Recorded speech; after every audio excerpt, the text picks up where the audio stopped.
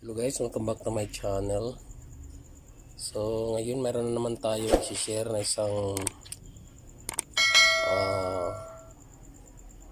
troubleshooting kung paano gagawin itong Bluetooth speaker na to. Bali ito guys, matagal lang nakastock daw sa bahay nila to. So gusto niyang ipaayos uli para magamit daw. So ngayon ang problema nito, naka-stock na yung mga mga switch niya. Dito sa sa on-off switch, stuck na sa matigas na. Tapos dito yung charging port niya. Iba yung iba yung type na USB. So ngayon, ang gagawin lang natin dito, palitan na lang ng cord. Lagyan natin ng buntot, guys, ayan. Ito. Tapos natin ito kung may iba pa bang problema. So ayan, bubuksan natin to. So buksan natin ito, tanggalin natin yung screw dito para mabuksan natin.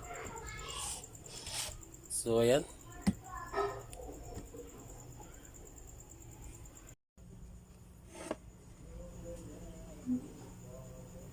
So ayan, kailangan natin tanggalin to para makita natin yung sa may USB nya.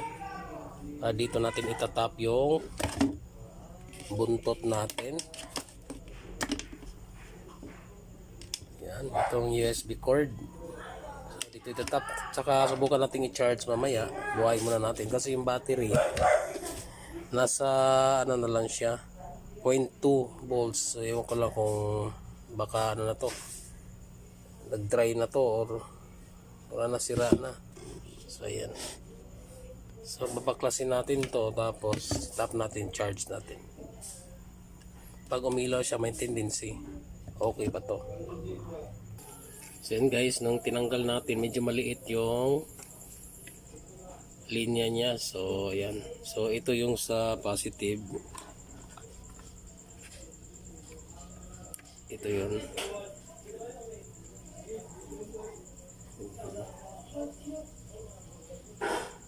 So yan, yung pinakagilid niyan, ito.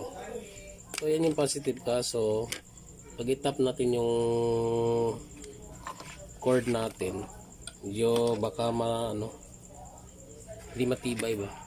So ngayon lipat tayo dito sa likod. So dito nakikita natin merong diode dito. Ayan. So yan, nilagyan ko na lang yung nagkaskas na lang ako dito banda. Tapos dito na natin itatap. So dito papasok yung charge natin papunta, kasi ito yung forward bias niya. Ayan, pasok yan doon papuntang positive. Dadalo yan dito papunta dito sa may switching transistor. Ito papunta dito sa battery.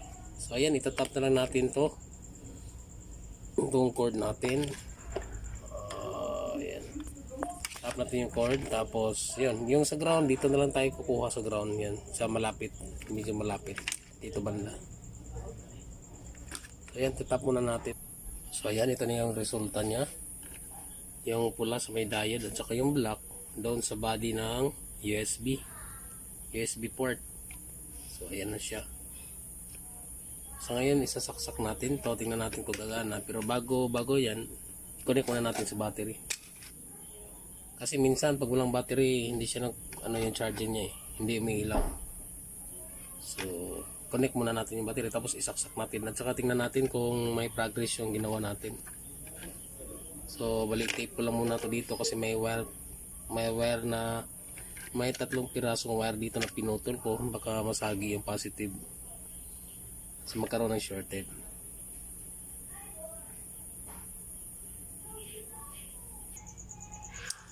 So ayan guys, nasaksak na natin. At ito yun. So yan, lubat pa masyado yan. So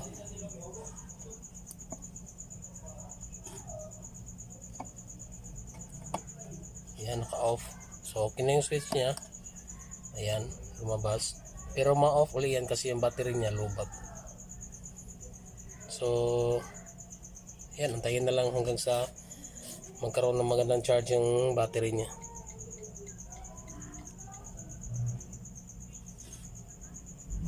So, kapit muna natin yung speaker, tingnan natin kung gagana yung Bluetooth. Saka off muna natin para makasave sa battery. Ayan. So ayan guys, oh, tingnan nyo.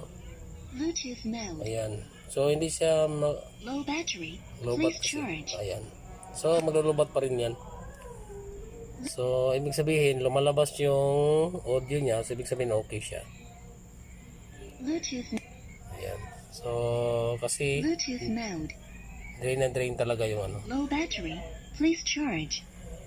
Power off. So ayun guys, hanggang dito na lang yung tutorial natin. Sana ay meron kayong napapulot na kaunting kalaman. Kahit na basic lang yung mga tinuturo natin. So lahat naman tayo talaga nagsisimula sa basic. So pagtyagaan nyo lang guys hanggang sa gagaling din kayo nyan. So hanggang dito na lang. Saka God bless po sa ating lahat. Bye bye po.